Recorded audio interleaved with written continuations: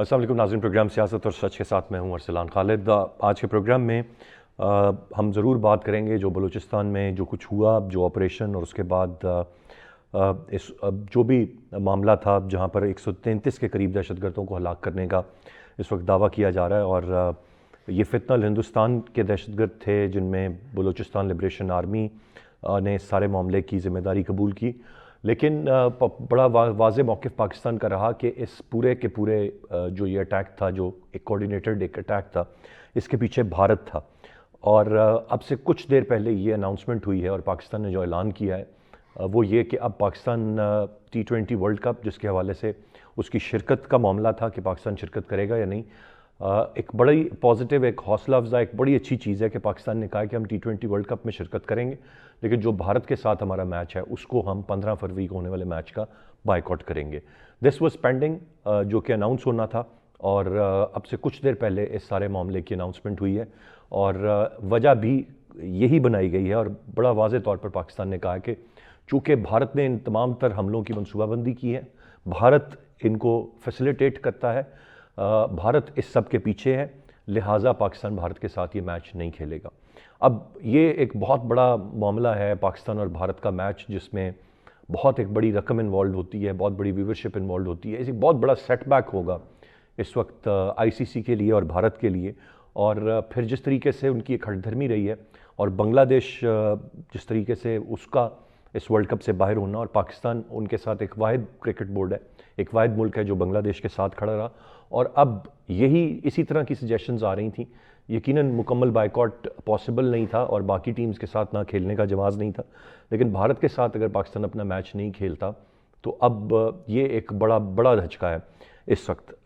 रही बात बलूचिस्तान के सारे मामले की, हम उस पर भी बात ज़रूर करेंगे। जिस तरीके से बलूचिस्तान में ये कोऑर्डिनेटेड अटैक्स हुए हैं और 1 दर्जन के करीब मुकामात पर, और गवादर और कोयटा जैसे शहरों को भी टारगेट करना, फिर बैंक्स को टारगेट करना, आम लोगों की जानों को लेना, इनको अब कोई ये नहीं कह सकता कि ये सेपरेटिस्ट हैं, ये नहीं कोई कह सकता कि ये फ्रीडम फाइटर्स हैं, ये प्योरली दहशतगर्द हैं। और दुनिया इस सारे मामले में सामने आई है, बहुत सारे ममालिक ने पुरजोर अल्फाज में और खुलकर मजम्मत की है। तो जो डैमेज पाकिस्तान के लिए या बलूचिस्तान के सूबे के लिए इन दहशतगर्दों ने किया है, उससे बढ़कर अगर कहीं ना कहीं इनकी कोई सपोर्ट थी या कोई ग्राउंड था इनके लिए, इन्होंने उसको भी मुकम्मल तौर पर लूज़ कर दिया है। तो मैं चाहूँगा आगाज़ हम ज़रूर पाकिस्तान के इस डिसीजन से करें जो इंडिया के मैच का बायकॉट है, फिर हम बलूचिस्तान के मामले पर आएँ, एंड टुवर्ड्स द एंड हम कुछ बात जिस तरह से हमेशा करते आ रहे हैं वो ईरान की बदलती हुई सूरत हाल पर है, जहाँ पर हर रोज़ की बुनियाद पर बयानात हैं। ईरानी सुप्रीम लीडर आयतुल्लाह ख़ामनाई साहब कई हफ्तों के बाद मंजर आम पर आए हैं, और फिर जिस तरह से यूरोपीय ममालिक की अफवाज को दहशतगर्द गिरोह करार दिया गया है, और फिर यहाँ पर यह भी बात वाज़ेह है कि कहा जा रहा है कि जंगी फ़िज़ा के बरक्स अमेरिका के साथ बातचीत के फ्रेमवर्क पर भी काम हो रहा है, और ये भी ईरान करने के लिए तैयार है। और दूसरी जानिब डोनाल्ड ट्रंप का ये कहना कि अमेरिका अपने सियासी अज़ाइम मशरिक़ वस्ता के इत्तेहादियों को नहीं बताता, और किसी भी मिनट हम कुछ भी डोनाल्ड ट्रंप से और अमेरिका से एक्सपेक्ट कर सकते हैं कि वो किस वक्त में कोई हमला करते हैं या कोई चीज़ होती है, वो भी कुछ बईद नहीं है। मैं चाहूँगा उस पर भी हम बात करें। प्रोग्राम में हमें ज्वाइन कर रहे हैं ब्रिगेडियर रिटायर्ड हारिस नवाज साहब, सीनियर तज्ज़ियाकार हैं। बहुत शुक्रिया सर आपके वक्त। साकिब बशीर साहब, सीनियर सहाफ़ी और तज्ज़ियाकार, हमें प्रोग्राम में ज्वाइन कर रहे हैं। अनीक ज़फ़र साहब, सीनियर तज्ज़ियाकार हैं, कुछ ही देर में प्रोग्राम में हमारे साथ होंगे। ब्रिगेडियर साहब, गुफ्तगू का आगाज़ आपसे करते हुए, ये जो पाकिस्तान ने, it was a pending decision, और ये उस कॉन्टेक्स्ट में तो नहीं था कि बलूचिस्तान में क्या होता है या नहीं, लेकिन फिर जब ये हो गया बलूचिस्तान वाला मामला और फिर ये बात सामने आ गई कि इसमें भारत मुलव्विस है, और फिर ये बयानात के जो लोग कैप्चर किए हैं उन्होंने भी बड़ा वाज़ेह तौर पर बताया कि उनको कहाँ से सारी की सारी सपोर्ट मिल रही थी, और फिर पाकिस्तान ने अब जो अनाउंस किया है, मैं चाहूँगा हम उससे बात का आगाज़ करें। भारत अपनी तरफ से ये समझता है मैच ज़रूर खेलता है क्योंकि there is a lot of money involved, हाथ नहीं मिलाएंगे हम, ये नहीं करेंगे, वो नहीं करें। अब बड़ा पाकिस्तान ने एक वाज़ेह जवाब उनको दिया है कि भाई आप हाथ क्या नहीं मिलाएंगे, हम आपके साथ मैच ही का बायकॉट कर, no matter whatever the result is. हमारे बाकी ग्रुप मैचेस जो हैं वो कमज़ोर टीमों के साथ हैं, हम वो जीत सकते हैं, अगले स्टेज के लिए क्वालिफाई कर सकते हैं, बट एक मैच को भी फोफिट करना और उसको कहना कि हम उसका बायकॉट कर रहे हैं, पॉइंट्स भारत को मिल जाएंगे लेकिन नुकसान बेतहाशा होगा। कैसे देख रहे हैं इस फैसले को आप? देखें, बात ये अरसलान के नेशनल लेवल के ऊपर नेशनल इंटरेस्ट में है। आपको इन चीज़ों की परवाह नहीं होती है। अगर इंडिया बार बार क्रिकेट में पॉलिटिक्स लेके आता है, आईसीसी भी तकरीबन हाईजैक उनसे हुई है, जिस तरीके से उन्होंने आई थिंक भोंडे तरीके से बांग्लादेश को वर्ल्ड कप से आउट किया है, बहुत ही अफसोस की बात है। और पाकिस्तान ने बहुत फुल सपोर्ट किया है वहां पर भी, हर मौके पे भी और अभी भी। आई थिंक पाकिस्तान इसे सपोर्ट किया, ये भी बहुत अच्छी बात है। और ये फैसला गवर्नमेंट का बहुत ही खुश आइन है। मुझे बड़ी खुशी हुई है कि पाकिस्तान ने इंडिया से मैच खेलने से इनकार कर दिया। और ये इनकार सिर्फ यहाँ नहीं बल्कि हमें इनके साथ कोई मैच भी नहीं खेलना चाहिए। बाकी टीमों से मैच खेलें, we should go and play. एक, to show solidarity with the people of Bangladesh और बांग्लादेश की क्रिकेट टीम से। और नंबर टू, ये टेररिस्ट मुल्क है, ये ग्लोबल टेररिज्म कर रहा है। ये कनाडा में ग्लोबल टेररिज्म करके सिख लीडर को मारा। इन्होंने अमेरिका में कोशिश की। पाकिस्तान में हमारे 20 पाकिस्तानियों को मारा जो अफगान कॉज को सपोर्ट करते थे। इन्होंने यूके में भी यही किया और सिडनी में भी यही किया। तो आई थिंक इसके अलावा ये फाइनेंशियल टेररिज्म में भी कर रहे हैं। इस पे सारे हमारे पास वाजिब सबूत है। इस वक्त पाकिस्तान ने खुल के इंडिया का नाम लिया। तो then we have no justification. ये कंट्री जिनको मार भी पड़ी, जूते भी खाए, मुंह काला भी हुआ, अटैक भी उन्होंने किया, प्रोवोकेशन भी की, डिस्पाइट द फैक्ट हमारे हाथ की मिलाने पर रवादार, हम इनसे मैच खेलने के रवादार नहीं।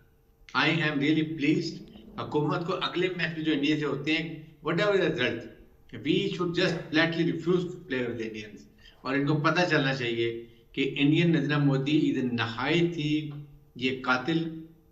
ये ये आप देख लें कि ये मुसलमानों का गुजरात का बुचर है। और ये जिस तरीके से हुकूमत चला रहे हैं, ये इंडिया को तोड़ के रहेगा, मैं बताऊं। इसलिए I always say this all support Pakistan का डिसीजन जो क्रिकेट ना खेलने का लिए। सेकंड, इसके बाद अगर आपका जो दूसरा पॉइंट है ब्रिगेडियर साहब, नहीं, मैं वो, इसी इसी बात पर आऊँगा। हाँ, ये तो अभी एक मैच है जो ग्रुप स्टेज का हमारा मैच है। अनाउंसमेंट जो आई है, to make it clear, I have checked, वो सिर्फ अभी ग्रुप स्टेज के मैच के बाइकआउट की है। और पाकिस्तान बाकी कमज़ोर टीमें हैं, उसमें यूएसए है, नामीबिया है, बाकी वहाँ पे पाकिस्तान अगर ये मैच नहीं भी खेलता, हाई चांसेस आर कि पाकिस्तान और इंडिया ही क्वालिफाई कर जाएंगे अगले स्टेज के लिए। अब सवाल ये रहेगा कि फिर अगले स्टेज पे पाकिस्तान बाइकआउट करेगा या पाकिस्तान वहाँ पर खेलेगा। देखिए, मैं तो ऑनेस्टली फील कुछ फर्क नहीं पड़ता। बांग्लादेश ने एक डिसीजन लिया एट दी नेशनल टेस्ट में, and they refuse to play in India. उन्होंने आउट कर दिया, डजंट मैटर, एटलीस्ट उन्होंने अपनी स्ट्रेंथ शो की है।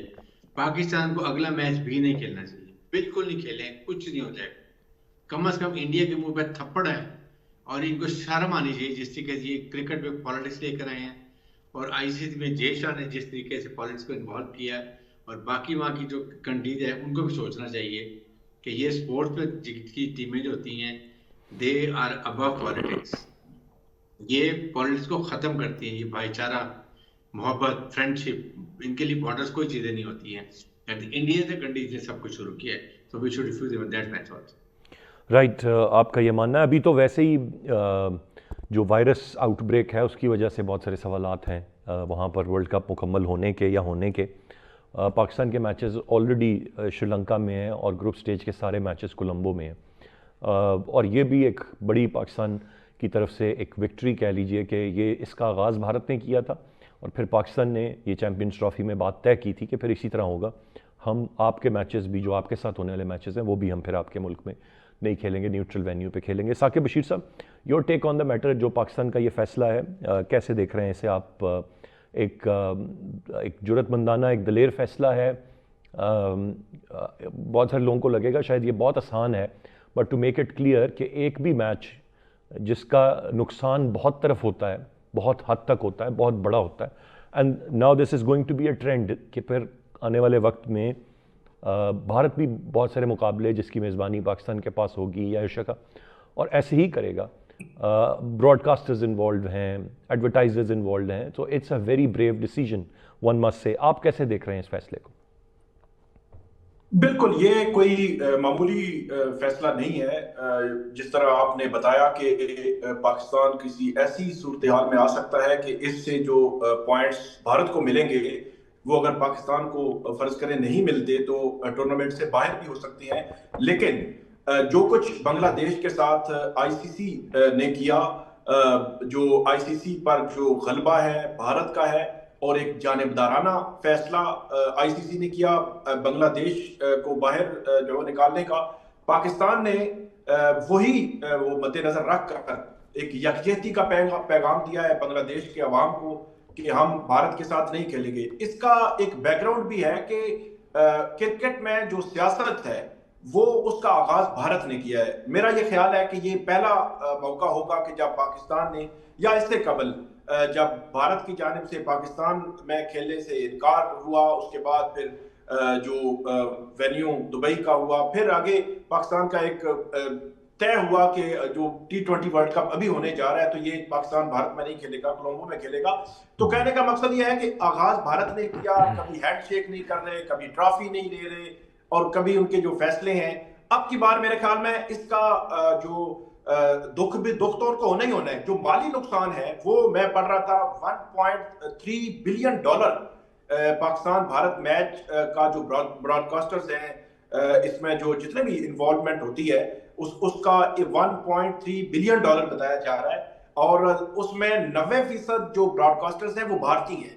तो ये बहुत बड़ा सेटबैक है कि टूर्नामेंट से तकरीबन चंद दिन पहले पाकिस्तान की जानिब से ये ऐलान होना, ये आईसीसी के लिए, ब्रॉडकास्टर्स के लिए, ओवरऑल स्पोर्ट्स के लिए, क्रिकेट के लिए बड़ा नुकसान है। और इसका सारा जो मलबा जाता है वो भारत पर जाता है, आईसीसी पर जाता है, जिसने एक जो है वो ऐसा डिसीजन लिया जो उसको नहीं लेना चाहिए था, कि भारत ने जो कुछ किया और जो कुछ करता आ रहा है वो आईपीएल में उसने पाकिस्तानी खिलाड़ियों के साथ शुरू में, जब आईपीएल शुरू हुआ था तो उन्होंने जो है लेने से इनकार किया। पहले शुरू वाले सीजन में थे, बाद में लेने से इनकार किया।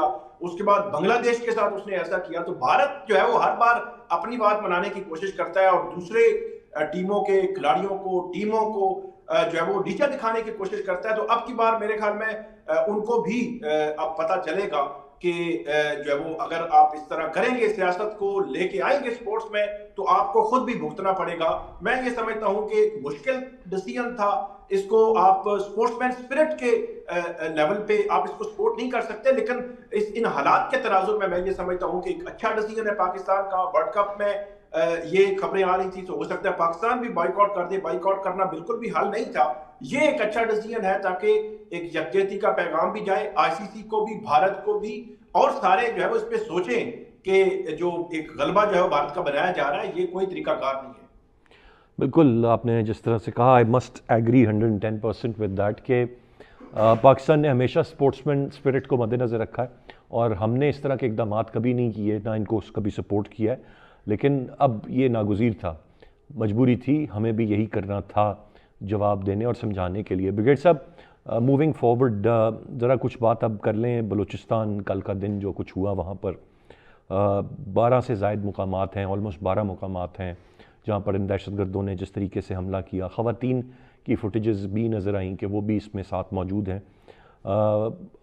ये मैं बिल्कुल लिंक कर रहा हूँ जो अभी फ़ैसला आया है और फिर इस सब के पीछे भी भारत मुलव्वस है। किस तरह से देख रहे हैं आप?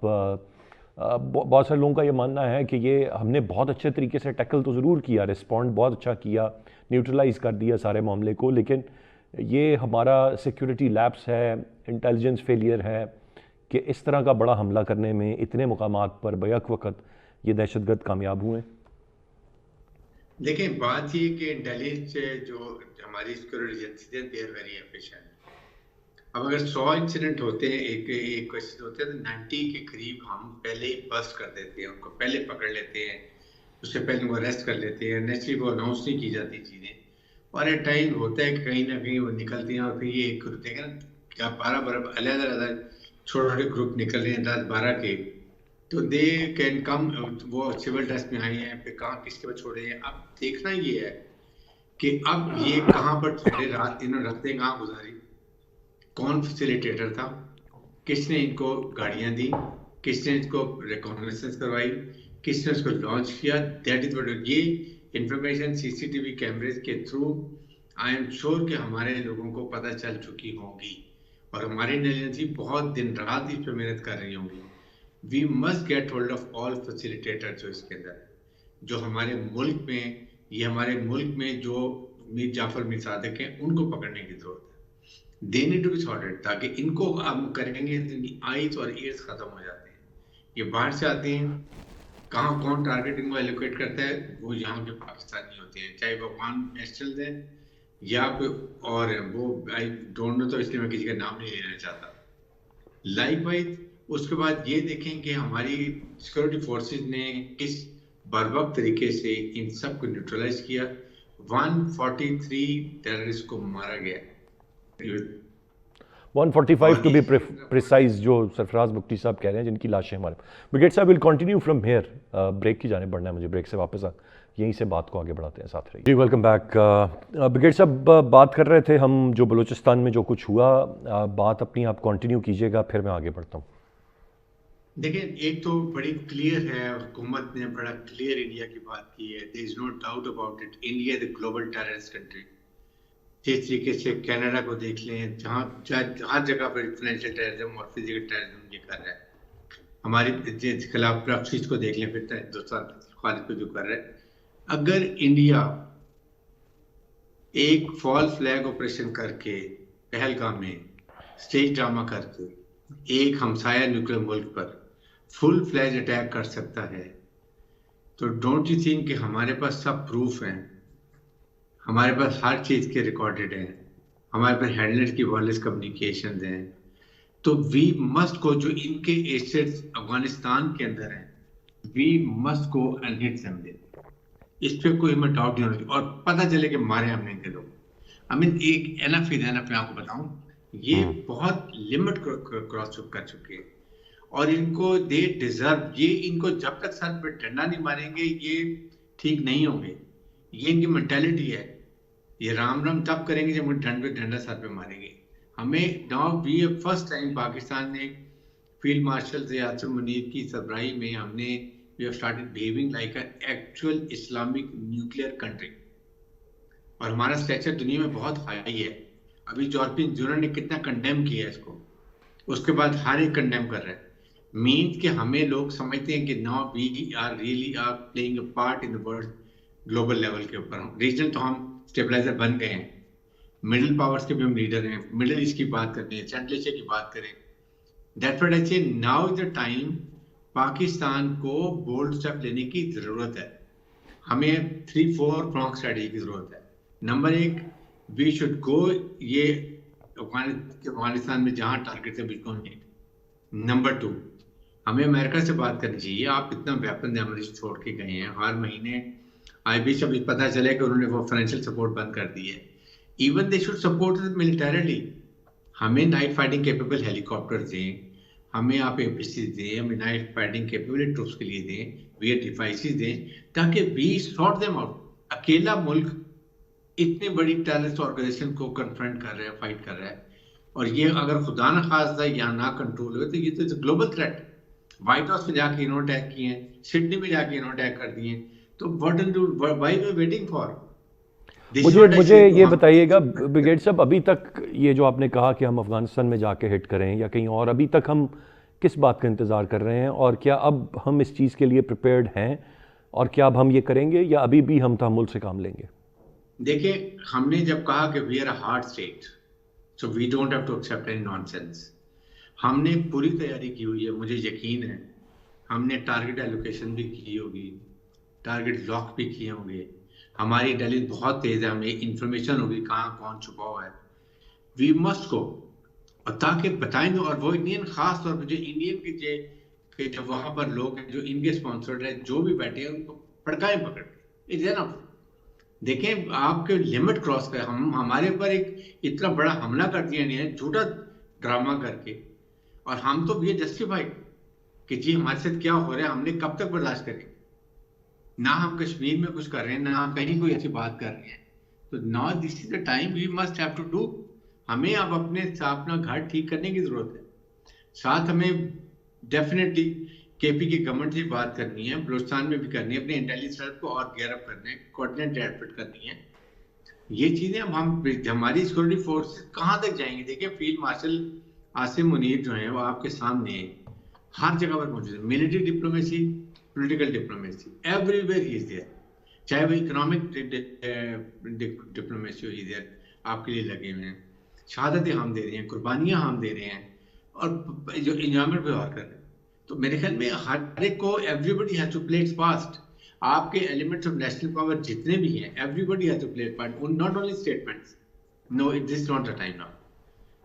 आप साथ ही साथ जुडिशियल सिस्टम ठीक करें, आप उसके बाद पुलिस रिफॉर्म्स कर लें, मदरसा रिफॉर्म्स करें। वहाँ जो ब्रेन वॉश बच्चों के हो रहे हैं, आपने बच्ची जो पकड़ी हमने कराची में, जो आ रही थी अफगानिस्तान से, बलूचिस्तान से, खुदकुश बन के, उसका नेट पे देखें क्या उनको मटेरियल आ रहा है, कैसे उसको मोटिवेट किया जा रहा है।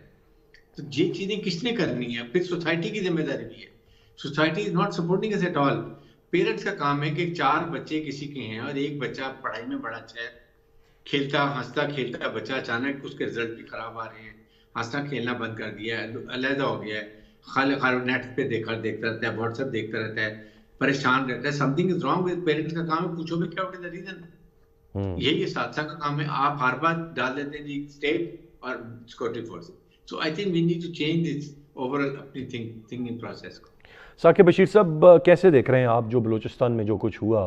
अब एक बहुत बड़ा मैसेज है ये, इतनी जगहों पर बैक वक़्त अटैक करना। बहुत सारे लोगों का ये मानना है कि अब ये मुश्किल में हो रहे हैं, they wanted to create the headlines, शायद कुछ फाइनेंसिस के उनको इश्यूज़ हैं, लिहाजा उन्होंने ये इतना बड़ा एक्ट किया है। लेकिन इसको आप कैसे देखेंगे? क्योंकि पूरी दुनिया में इसकी हेडलाइंस बनी हैं और यकीनन हमने उसको काउंटर बहुत अच्छे से कर लिया, दैट्स वन पॉजिटिव साइड। लेकिन मुमकिन कैसे हुआ इतना बड़ा अटैक, ये भी बहुत सारे सवालात खड़े करता है। जी बिल्कुल। एक तो जो सिक्योरिटी फोर्सेस के जो जवान शहीद हुए हैं, जिन्होंने इन दहशतगर्दों का भरपूर जो मुकाबला किया इस दिफाए वतन के लिए, उनके लिए खिराज अकीदत और खिराज तहसीन है।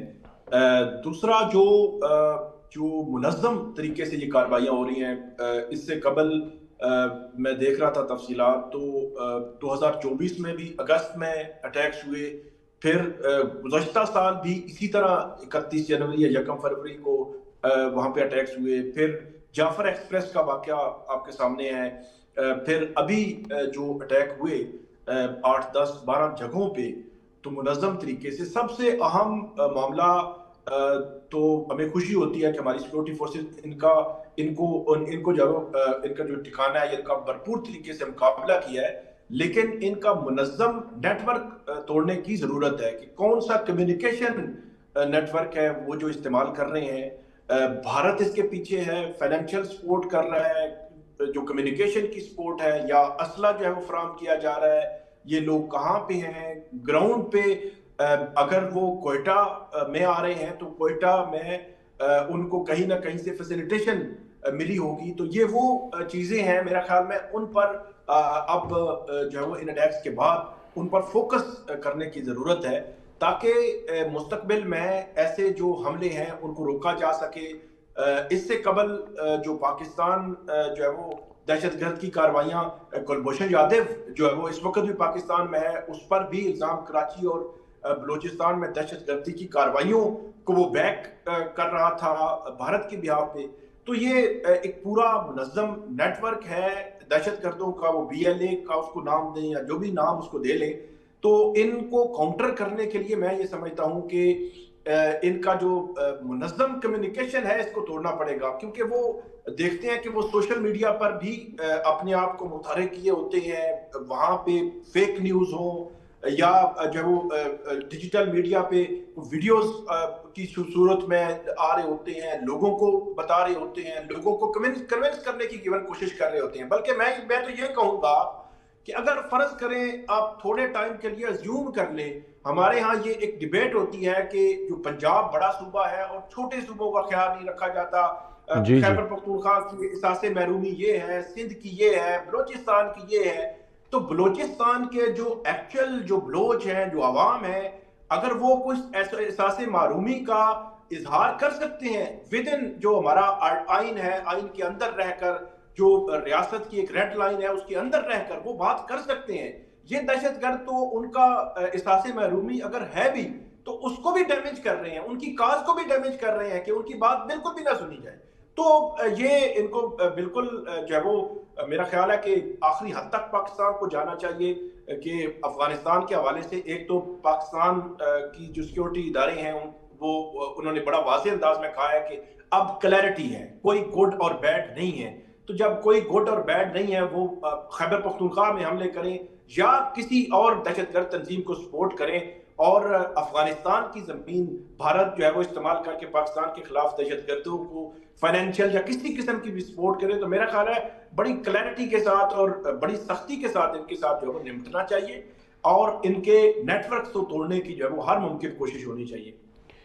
बिल्कुल सही ब्रिगेड साहब, एक बात जो अभी साकिब साहब ने भी जिसका तज़किरा किया वो बलूचिस्तान, इनका ये मानना है कि आइन के दायरे में रहते हुए अगर कोई महरूमी है, कोई गिला है, शिकवा है, वो करना चाहिए।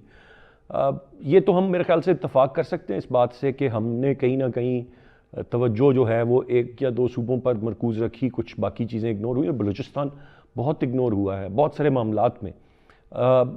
ये don't you think it's high time कि हमें जो वहाँ के मामलात हैं अब बड़ा एक्टिवली उनको एड्रेस करने की ज़रूरत है? अगर वहाँ के लोगों की कोई महरूमी नाराज़गी है उसको एड्रेस करने की ज़रूरत है और जो ड्यू राइट है बलूचिस्तान का वो उसको देने की ज़रूरत है। ये तो कमियाँ और कोताहियाँ हमसे हुई हैं माजी में, क्या आज भी हम इसका मदावा करने के लिए तैयार हैं या आज भी हम दहशतगर्दी और बाकी चीज़ों की सिर्फ बात करेंगे और जो ये ड्यू राइट्स हैं बलूचिस्तान के या वहाँ के अवाम की उनकी बात हम नहीं करेंगे? और नहीं होती अनफॉर्चुनेटली। डोंट यू थिंक होनी चाहिए अब और एड्रेस होना चाहिए इन तमाम तर मामलात को? अर्सलान देखें, बात यह है कि you need 3-4 prong strategy work करने के लिए। नंबर 1, जिन्होंने हथियार सिक्योरिटी फोर्स के खिलाफ, स्टेट के खिलाफ उठाए हुए हैं, उनके साथ आप लड़ेंगे और वो ऑपरेशन जारी रखने चाहिए, उनको नहीं छोड़ना बिलाशुबा जी। नंबर 2, जो वहाँ की नेशनल पॉलिटिकल पार्टीज हैं, हमें उनको अप्रोच करने की ज़रूरत है, जो मॉडरेट है, जो पाकिस्तान के आइन और कानून को मानती हैं और उसमें काफ़ी पॉलिटिकल लीडर्स हैं जो अच्छे हैं, जो मुहब्बत वतन हैं। आप उनसे बात करें, उनकी तहफ़्फ़ुज़ात सुनें कि उनकी क्या प्रॉब्लम है, व्हाट डू दे फील, उनकी क्या जनरली जो लोग न लड़ें उनकी क्या तहफ़्फ़ुज़ात हैं वो बताए दें। और ये करने के लिए फेडरल गवर्नमेंट के जो मिनिस्टर्स हैं, they have to go to Quetta, not in Islamabad. वहाँ जाएं, बलूचिस्तान गवर्नमेंट के साथ बैठे, उनके साथ बैठे और उसको फाइंड कि what is the way forward. Number 3 बात यह है कि सोशल इकोनॉमिक फैक्टर्स हैं जो कहते हैं हमारे साथ महरूमियाँ, लेकिन बहुत ज़्यादा अभी भी आपके सामने हर डिस्ट्रिक्ट लेवल पे एक कमेटी बनाई गई जिसमें deputy commissioner, SSP, local MNMPA, एक रिकुलेट कम्युनिटी पर्सन भी हैं। उनकी मर्जी से उस एरिया में डेवलपमेंट होगी, चाहे वो हॉस्पिटल हो, स्कूल हो, कॉलेज हो, स्मॉल इंडस्ट्री हो, रोड्स कंस्ट्रक्शन हो, वट एवर इट इज वो होगी। और अगले साल से 3 अरब रुपया फी डिस्ट्रिक्ट एलोकेटेड। एक तो ये है। नंबर 2 बात ये है कि इसी तरीके से जो बेरोजगार जिनके पास ज़मीन है और उनके पास रिसोर्सेज नहीं है कि वहाँ पर ट्यूबवेल लगा सके, गवर्नमेंट कलेक्टिव जो ट्यूबवेल स्कीम्स हैं वो लगा के, सोलर लगा के दे दें ताकि वो रोजगार होंगे, पैसा आएगा, they will not fall prey to this hostile agency. Likewise जो गरीब जिनके पास ज़मीन भी नहीं है, कारोबार भी नहीं है, अगर हम कुछ 15-20 मवेशी दे देते हैं, वो उसके साथ अपना रोजगार चलाना शुरू कर देगा। जितनी बेरोजगारी होगी, जितनी अनएम्प्लॉयमेंट होगी, उतने ही वो ईजी हॉस्टाइल एजेंसी जाके उनको विन ओवर कर लेती है। प्लस आपको स्कूल कॉलेजेस के अंदर आपको आपके अच्छे जो लोग पढ़े लिखे हैं, उलमा हैं, जिनको ब्लोच लीडर्स हैं, जिनको लोग सुनते हैं, दे शुड गो, उनको बताएं कि जी व्हाट इज हैपनिंग, इंडिया दुश्मन क्या चाहता है, इंडिया में मुसलमानों का हाल देख लो, इंडिया में सिखों का हाल देख लें, इंडिया में क्रिश्चियन का हाल देख लें, आप उधर मीजूस, असामीज, ये जितने लोग हैं उनका हाल देख लें, व्हाट इज हैपनिंग। आप अपने मुल्क में आज़ाद हैं, लेकिन आपकी जो ख्वाहिशात हैं पूरी हो। गवादर पोर्ट बन रहे हैं, गवादर पोर्ट बन जाता है तो कितनी इकोनॉमिक तरक्की होगी, कितनी जॉब अपॉर्चुनिटी मिलेंगी। ये तमाम बलोचिस्तान ये इंश्योर करेंगे वो बलोचियों को जॉब मिलती है, हमारे बलोच बहनों को मिलती है। बहुत मोहब्बत बताना है। 3-4 सरदार हैं जो इंडिया के या ये दूसरे मुल्कों के कंट्रोल में हैं, उनसे उनको आप कंट्रोल कर सकते हैं। फाइंड अ वे, ये साइमल्टेनियसली चलने की जरूरत है। यू कांट से कि मैं लड़ूं तो जब खत्म है खत्म, no, everything has to be side by side चलाएं। You can find a solution. और उसके साथ बड़ी से, और फिर साथ ये भी कहें एमनेस्टी अनाउंस की हुई है, जो बलोच चाहे वो 20 साल का बच्चा जिसने गलती की है, बड़े ने की है, गलती की है, हथियार डालें, पाकिस्तान आइन कानून को माने, मदर है ये माँ की तरफ होती है, रियासत आगोश मिले, माफ करे ताकि वो अपनी फैमिली के साथ जाएं, पुरसकून रहे. So there are certain ways we have to do it and it is possible, doable है. The problem is कि everybody, ये government, federal government, provincial government, they have to work it out. हर जगह पर फौज, देखिए फौज को हर जगह हमने इन्वॉल्व किया. कितने कैडेट्स कॉलेज फौज ने बनाए हैं, कितनी रोड्स बनाई हैं, कितने कॉलेज बनाए हैं, कितने हॉस्पिटल बनाए हैं, कितने वहाँ पर फौजी काम कर रहे हैं, प्ले ग्राउंड बनाए हैं. लेकिन ये बेसिकली काम प्रोविंशियल गवर्नमेंट का है और फेडरल गवर्नमेंट का. 15, 50, 60, 70 अरब रुपया अगर आप खर्च के we can resolve these issues, it is worth it. It's not a big deal. Absolutely ji, ये आपने जो पॉइंट्स रेज किए हैं दे आर वेरी वैलिड. इन पर काम करते हुए चीज़ों को हम बेहतर कर सकते हैं और करना चाहिए. लेकिन वहाँ पे जो हुकूमत है, जो एक सियासी ढांचा है और इंतज़ामी ढांचा है, उसका मजबूत होना बहुत ज़रूरी है. मैं चाहूँगा इस पर ज़रा ब्रेक से वापस आकर हम बात करें. साथ रहिए. Welcome back. साकिब बशीर साहब की जाने में बढ़ूँगा. साकिब साहब, जो ब्रेक पे जाने से पहले मैंने बात की, एक सियासी ढांचा, एक मजबूत सियासी हुकूमत, एक सियासी ढांचा और इंतज़ामी ढांचा, ये भी बलूचिस्तान की अहम ज़रूरतों में से है. वहाँ पर इट्स अनफॉर्चुनेट कि उस तरह से कोई मजबूत हुकूमत नहीं आई, कोई सूबाई हुकूमत होने के नाते कोई किरदार हमें को बड़ा देखने को नहीं मिला. इस चीज़ को स्ट्रेंथन होने की ज़रूरत है. क्या इक़दाम इस सिलसिले में किए जा सकते हैं?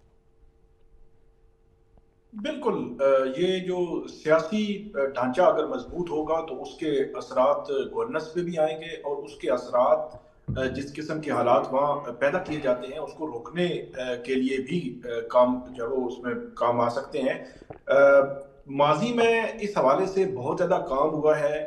मेरा ख्याल है कि अब की बार शायद जो है वो ज़रूरत महसूस नहीं की जा रही, या दहशत गर्दों का जो रवैया है या जिस तरह का सूरत हाल उन्होंने बना रखी है, उनको खात्मे के लिए भरपूर जो है वो इक़दाम उठाए जा रहे हैं. मालिक साहब थे जब मुस्लिम लीग नून की 2013 में हुकूमत थी, उस वक़्त वो वहाँ पे मुस्लिम लीग नून की जो वो इत्तेहादी हुकूमत बनी थी. लेकिन जो नेशनल पार्टी के हैं मालिक साहब, वो वज़ीर आला रहे 2.5 साल. तो उस दौर में मेरा ख्याल में वो आखिरी एफर्ट थी बलूचिस्तान के मामले में, पॉलिटिकली कहीं ना कहीं इंगेजमेंट्स, ख़ास तौर पर वो लोग जो मैंने बात की कि आइन के दायरे के अंदर रहकर और जो हमारी रियासती रेड लाइंस हैं उनके अंदर रहकर अगर कोई बात करना चाहता है या कोई सरेंडर करता है तो उनके साथ किस तरह उनको डील किया जाए. तो ये आज से 8-10 साल पहले ये आखिरी कोशिश हुई थी, लेकिन वो कोशिश भी कामयाब नहीं हो सकी. अब इस वक्त अगर बात की जाए तो मेरा ख्याल में पॉलिटिकली या सियासी लिहाज से खला तो मौजूद है. अब जो भुगटी साहब हैं, वज़ीर आला हैं, वो बड़े एक्टिव हैं. DGISPR उनकी जानिब से नेशनल एक्शन प्लान की जो बात वो करते आ रहे हैं कि गवर्नेंस अगर बेहतर होगी तो उसमें नेशनल एक्शन प्लान जो है वहाँ की जो सियासी हुकूमतें हैं उन्होंने उसको इम्प्लीमेंट कराना है. तो उन्होंने DGISPR ने ये कहा था कि बलूचिस्तान में काफ़ी बेहतर नताइज आए हैं और बलूचिस्तान की हुकूमत इस हवाले से काफ़ी इक़दाम उठा रही है. लेकिन मैं ये समझता हूँ कि अगर ग्राउंड लेवल पे हर जगह पर अगर सियासी सपोर्ट होगी निज़ाम को तो उसके असरात ये होंगे कि कम से कम जो अवामी पजीराई, अगरचे अवामी पजीराई दहशत गर्दों को नहीं है, जो लेने की कोशिश करते हैं, तो वो सारा अगर पॉलिटिकली वहाँ की स्ट्रांग होंगी पॉलिटिकल फोर्सेस जो वहाँ की सूबाई हुकूमत के साथ है, तो दहशत गर्द नाकाम होंगे, दहशत गर्दों को कोई सहूलत नहीं मिलेगी. तो पाकिस्तान ने इस वक्त जो भारत का, हमने शुरू में बात की थी कि भारत के साथ मैच नहीं खेलना, उसके पीछे जराए ये भी बता रहे हैं कि जो बलूचिस्तान में जो दहशतगर्दी हुई है इसके पीछे क्योंकि भारत की सहूलतकारी कहीं ना कहीं मौजूद है. तो ये भी एक वजह है कि पाकिस्तान भारत के खिलाफ जब मैच मैंने साकिब साहब आगाज में ये बात कर दी थी. यही वजह है, यही खबर आ गई थी ये फ़ैसला लेने के पीछे ये बलूचिस्तान वाला मामला इज़ वेरी इंपॉर्टेंट, ये एक बुनियाद बनी है जी। तो मैं ये कह रहा था कि पॉलिटिकली वो स्ट्रांग होंगे तो तब जाकर काउंटर बेहतर तरीके से काउंटर किया जा सकता है। सिक्योरिटी फोर्सेस तो अपने लिहाज से इंटेलिजेंस बेस्ड भी ऑपरेशंस होते रहते हैं, या इस किस्म की दहशतगर्दी कार्रवाइयां रोकने में भी वो बढ़ चढ़ कर जब लड़ते हैं, लेकिन सियासी क़यादत को भी भरपूर अपना किरदार अदा करना चाहिए। और पॉलिटिकली मैं ये समझता हूं कि फेडरल गवर्नमेंट की भी ये जिम्मेदारी है कि वहां पे जाएं, वो अपने ताई जो उनका रोल बनता है वो अदा करें। फेडरल गवर्नमेंट मेरा ख्याल है वो रोल अदा नहीं कर पा रही जो उनको करना चाहिए। वहां जाना चाहिए, मिलना चाहिए। जो लोग पाकिस्तान के आइन को मानते हैं, पाकिस्तानियत को मानते हैं, पाकिस्तान की रियासत को मानते हैं, उनकी अगर कोई वो इख्तलाफ भी रखते हैं किसी बात पे तो उनको बिठाएं, कायल करें, ताकि पॉलिटिकली एक स्ट्रांग जो सेटअप वहां पे बलूचिस्तान में एक्टिव हो, और दहशतगर्दों को सिक्योरिटी फोर्सेस भी और सियासी क़यादत मिलकर जो है वो उस दहशतगर्दी को जब वो नाकाम बनाए। यकीनन ये वक्त की बड़ी अहम ज़रूरत है। मैं चाहूँगा ज़रा दूसरे मामले पर अब हम आ जाएं, थोड़ी सी बात उस हवाले से करें। ब्रिगेड साहब, इस वक्त ईरान का जो मामला है, सुप्रीम लीडर मंजर आम पर आए हैं, बयानात हैं, और डोनाल्ड ट्रंप की बातें अपनी जगह पर हैं, ईरान बड़ा वाज़े तौर पर अपना मौक़िफ़ रखता है। इस मामले को किस सिमत में आप जाता हुआ देख रहे हैं? अब ये मामला क्या बातचीत की तरफ चला जाएगा, या इट इज़ वेरी अनएक्सपेक्टेड, कुछ भी आप कह सकते हैं कि डोनाल्ड ट्रंप किसी भी वक्त कुछ कर गुजरेंगे और this will convert into a full fledge war? ये मामला किस तरफ आप जाता हुआ देख रहे हैं? क्योंकि इसकी जो ख़तरे के बादल थे वो मंडला रहे थे पहले कि हमला हुआ तो हुआ, वो टल गया मामला, अब ये टला रहेगा या we can expect anything any time? I think मुझे तो ये लगता है कि ये बहुत बड़ी प्रेशर टैक्टिक्स है, जिस तरह से अपना लंदन को मूव कर रहे हैं, एयरक्राफ्ट कैरियर को और जहाज मूव कर रहे हैं, एक्टिवेट कर रहे हैं, और प्रोवोकेटिव स्टेटमेंट्स आ रही हैं ताकि ईरान से वो कंसेशन ले सकें, वट एवर दे वांट। उनका इंटरेस्ट है कि ईरान को ज़ीरो कर दें बिल्कुल न्यूक्लियर एनरिचमेंट की तरफ। हालांकि IAEA का ये एक रूल है, मेरे ख्याल में 2.5 या 3.5 ग्रेड एनरिचमेंट कर सकते हैं ताकि वो अपनी एनर्जी की ज़रूरियात पूरी कर सके। जब एक कानून इंटरनेशनल है तो why do you want to deny a country which has need energy resource, और उसको जिस तरीके से आप कॉर्नर करना चाहते हैं, वेरी अनफेयर। एक सॉवरेन स्टेट, और उसने कोई प्रोवोकेशन नहीं की है। आप पहले प्रोवोकेट करते हैं मोसाद, उसके बाद आपकी रॉ और सी मिलके इंतशार मुल्क में फैलाते हैं, काफ़ी मस्जिदें जला देते हैं। मुसलमान तो कोई नहीं करेगा, दैट मीन्स लोग प्लंटेड लोग थे,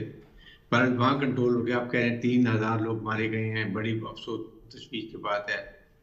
मैं ऑलवेज चाहता हूँ कि जो गाजा में पैलेस्टीन के साथ हुआ, 70-80 हज़ार लोगों को शहीद कर दिया, नाते मासूम लोगों भूखा मार दिया, क्या उनकी आवाज़ उठाने वाला कोई नहीं था? उस वक्त आपको कोई नजर नहीं आया। And that was the tacit approval of Americans, जो वो मारे जा रहे थे और अभी भी मार रहे हैं।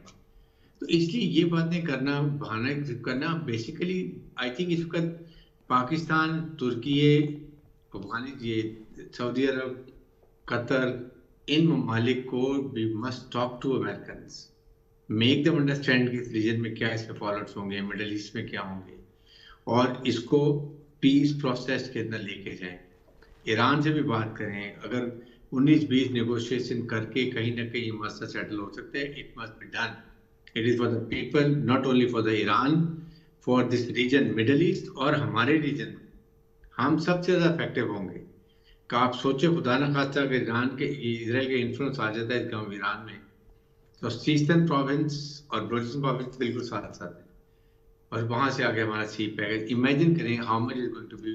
यहाँ पे ये इसराइल फेवर्ड गवर्नमेंट आ गई, इधर इंडिया बैठा है, उधर तालिबान बैठे हैं, तो वी आर से क्या हमारे हालात बनते। सो हमने बहुत अच्छा स्टांस भी दिया है, ओपन खुल के बात की है, सपोर्ट की ईरान को।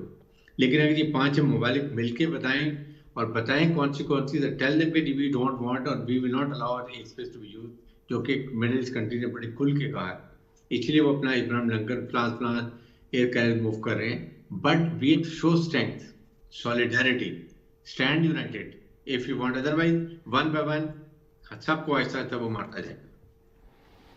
साकिब बशीर साहब, आपकी क्या राय है? आप कैसे देख रहे हैं इस मामले को? आए रोज़ के बयानात हैं और हर वक्त जो एक ख़तरे के बादल हैं वो मंडला रहे हैं कि अभी हमला हुआ तो अभी हमला हुआ, और फिर ईरान भी बड़ा वाज़ेह तौर पर दो टोक का अपने बयानात दे रहा है कि हमने भी तमाम अहदाफ लॉक किए हुए हैं, हम भी उनको निशाना बनाएंगे।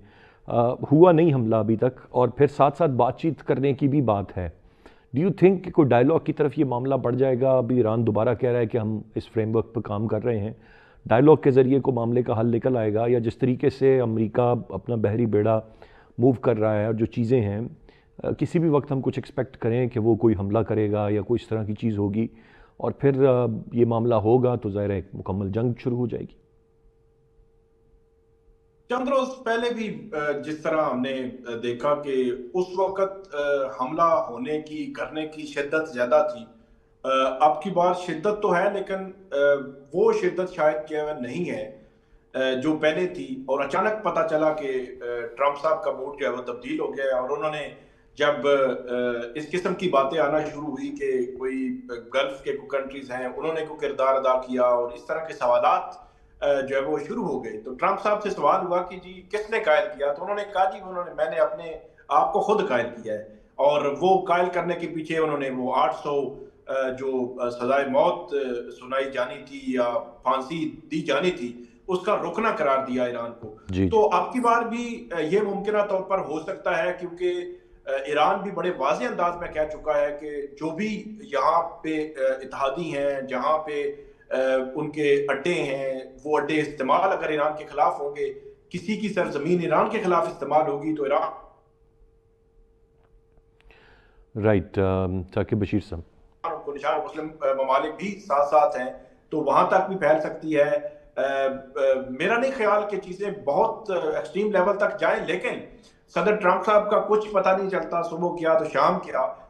लेकिन जो बात की जा रही है जो पीस बोर्ड की, उसका तनाजुर बड़ा खौफनाक मैं ये समझ रहा हूँ कि जो इसराइल है वो गजा पर एक दफा फिर उसने चढ़ाई की है, और उसके जी जी, मजालिम कम होने खत्म होने का नाम नहीं ले रहे। आपने दुरुस्त फरमाया। जो पीस बोर्ड की जो हम बात सारी की सारी कर रहे थे, उसकी तो धज्जियाँ हमने देखा ना कल रात किस तरह से उड़ा के रख दी गई, और एक बड़ा हमला हुआ, और इट इज़ वेरी अनफॉर्चुनेट। और फिर ज़ाहिर है इस पर सवालात भी उठ रहे हैं कि ये मामला किस सिमत में गया और किस सिमत में जाएगा। बट जहाँ तक ईरान की बात है, वी रियली होप कि जी मामला जो है वो बातचीत के ज़रिए, अफ़हाम व तफ़हीम के ज़रिए कहीं ना कहीं हल होने की तरफ जाए। और अगर खुदा न खास्ता कोई बात एग्रेशन या कोई हमले की तरफ जाती है, तो फिर एक जंग का आगाज़ है जो कि पूरे ख़ित्ते को अपनी लपेट में लेगा, और वो इस पूरे ख़ित्ते के लिए यकीनन एक कोई बहुत अच्छी और आइडियल सूरत हाल अनफॉर्चुनेटली नहीं होगी। लिहाजा वी रियली होप कि मामला इस तरफ ना जाए, अफ़हाम व तफ़हीम और बातचीत के ज़रिए मामले का हल निकले।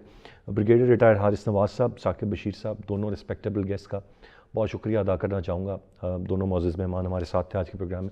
नाज़रीन, आज के प्रोग्राम से इतने। अरसान खालिद को इजाज़त दीजिए। अल्लाह ने के बाद।